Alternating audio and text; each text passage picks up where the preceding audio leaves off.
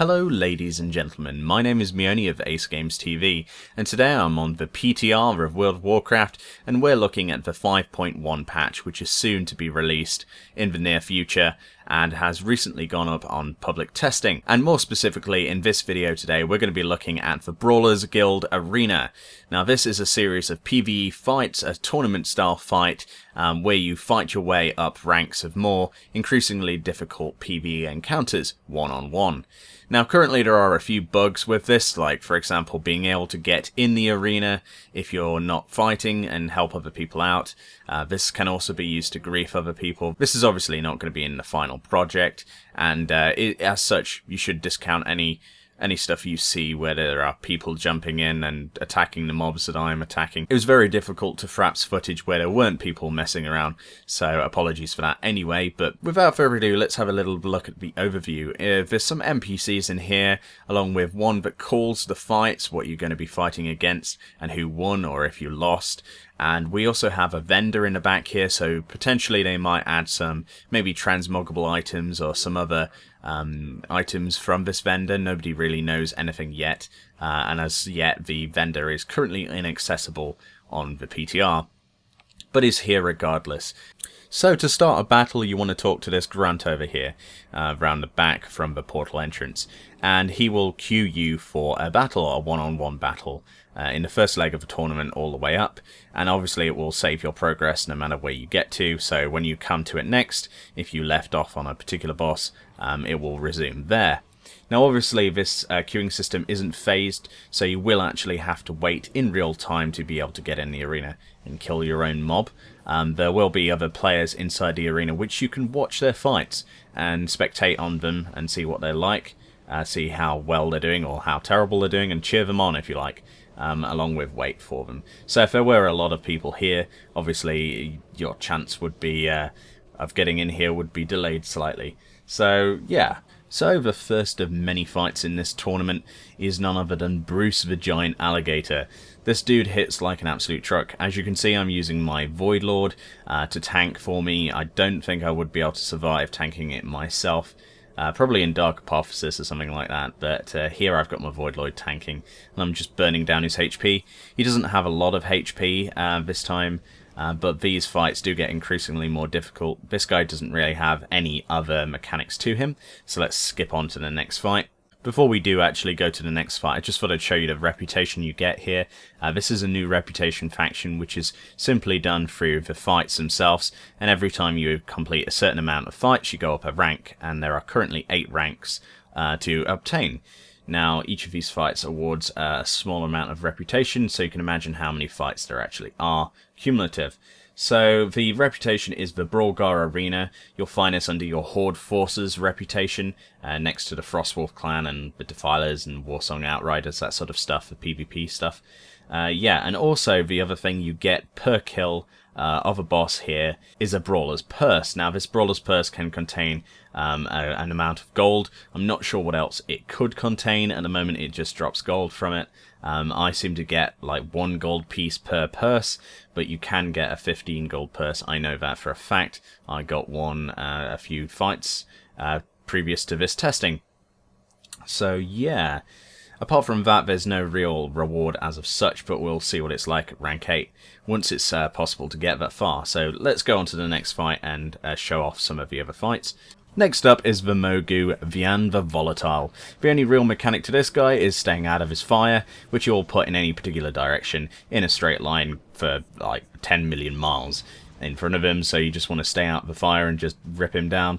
Again, I've got my Void Lord here, and that's tanking, and I'm just burning down the HP. Again, not a lot of HP here, but a few seconds of fight anyway. Just stay out of the fire and stay away from him, as he has some quite nasty melee fire attacks as well. Next up is the aptly named Gordome. Now, if you want to know why he's called Gordome, essentially he gores you or charges you, and if you do get hit by that charge, you will die. It's a one-shot mechanic of which you must avoid, and that's really the only real mechanic to this guy. He doesn't have a lot of HP, easily burned down. If you've got a tanking pet or a way of tanking, you won't have a choice, you'll be tanking him anyway. The only thing you have to worry about is his charge. His melee attacks are pretty weak, to be perfectly honest, and he should be easily killable if you stay out of that charge. I did actually do this previously to this attempt here where I kill him, but before I even noticed the fight had begun, I was reading the flavor text, and he charged me and killed me. So the message of the day is pretty much pay attention to when the fight begins, and don't just stand there like a lemon. Now you may be noticing I've got some pretty horrific lag, and apologies for some of these clips, they are quite laggy, some more laggy than others. That's simply because for some reason the PTR client really hates my computer. Like I can play on Ultra and Fraps in Ultra on my on live realms, but for some reason the PTR is buggy as hell. I did actually switch down to the 32-bit client to try and fix this, because the 64-bit one just wouldn't let Fraps work at all. But we're still getting a few lag spikes, but it should still be watchable, but apologies for that in advance. So the next fight we'll jump onto is somebody that you might be familiar with. I'm not sure if this guy has been in the game before, but his sound files certainly have. So this guy is Vicious the Torture Master, who I'm killing right now, and now the only things you have to worry about here with him is the debuff he puts on whoever he's attacking, which increases all shadow damage taken to you, or whatever is being attacked by him, by 300%, and obviously he does shadow damage, teleports around, stealths behind you, and then stabs you with blades. So here I've got my tanking pet. I'm not sure I would be able to tank this without this pet.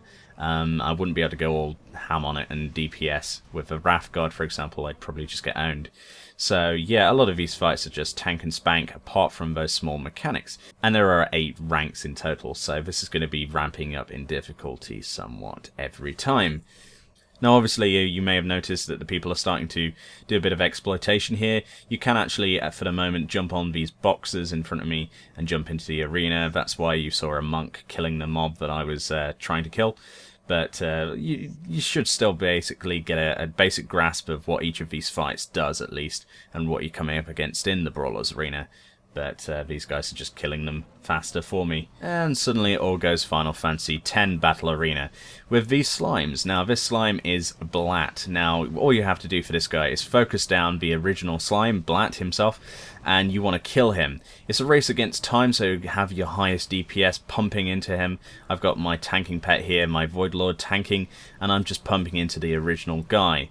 Ignore the other ads that split off from him that spawn every now and again.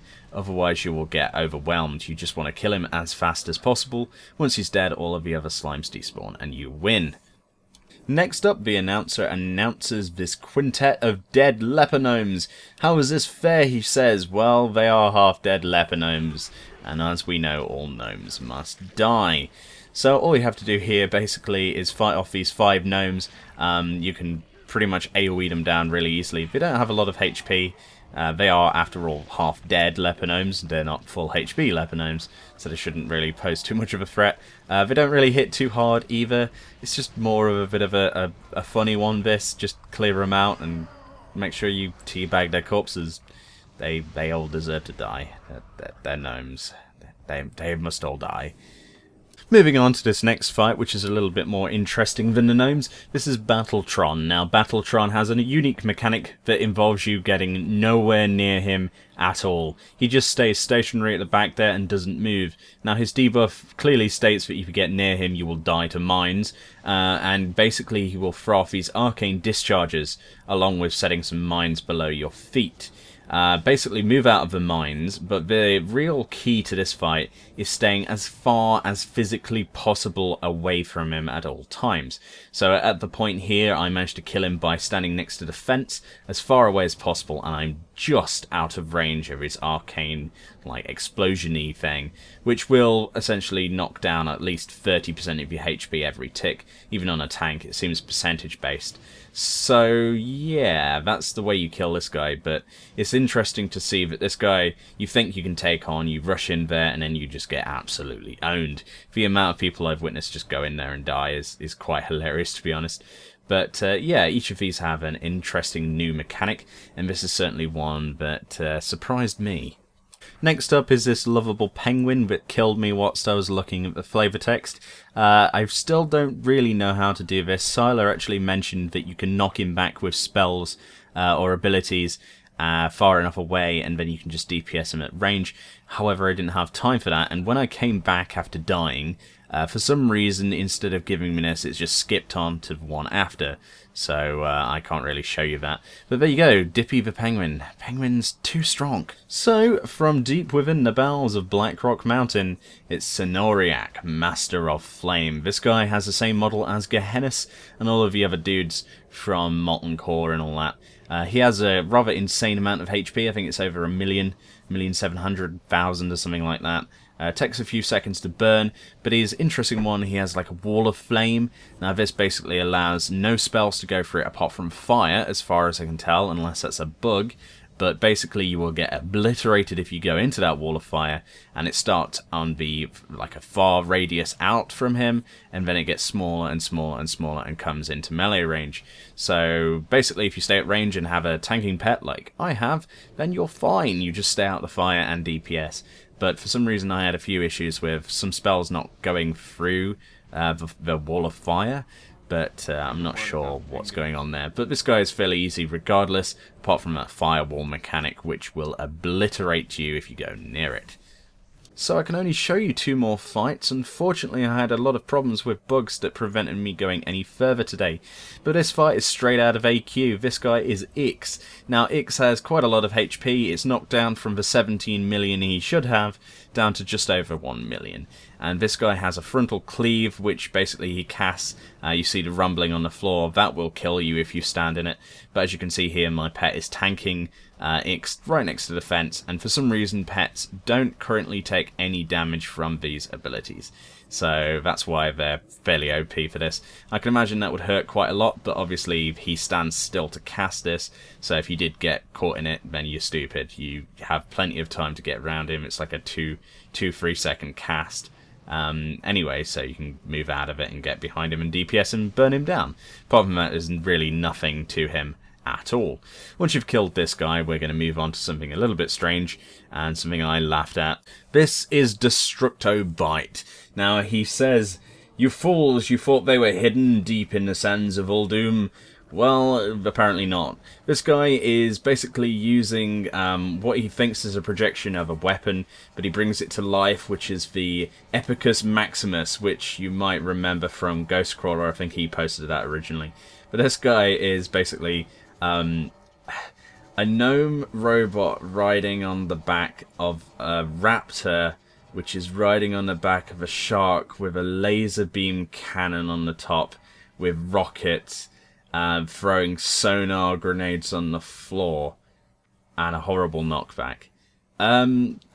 What more can you say about this? This fight is absolutely bananas, and I don't actually know how to get past it at the moment because there's a little bit of a bug that's preventing me from killing him. It's not really a hard fight in the slightest, and he doesn't really do any damage apart from the laser on the floor, which you can stay out of very easily. But the thing that's preventing me getting any further with this video, showing any more of the fights off today, is simply his knockback ability, which for some reason has the ability to knock you so far back that it throws you out the arena. And as such, even if I jump back into the arena and I kill him, prevents me from getting like the completion, and I have to requeue and do it again. And I've done it about 6 times now with no avail, so I'm going to wait until they fix that or improve it somehow so that doesn't happen. But yeah, these fights have been quite interesting. Obviously they're nothing mega important, they're just a bit of fun, but they seem to be quite a challenge. They're going to get more challenging as we go along. I'm only rank 3 at the minute or something like that, and already I've shown you quite a lot of fights. It's more for humour and a bit of fun, but I don't think this will be taken seriously. It'll be interesting to see what the Quartermaster unlocks with. Hopefully we'll see that later on the PTR.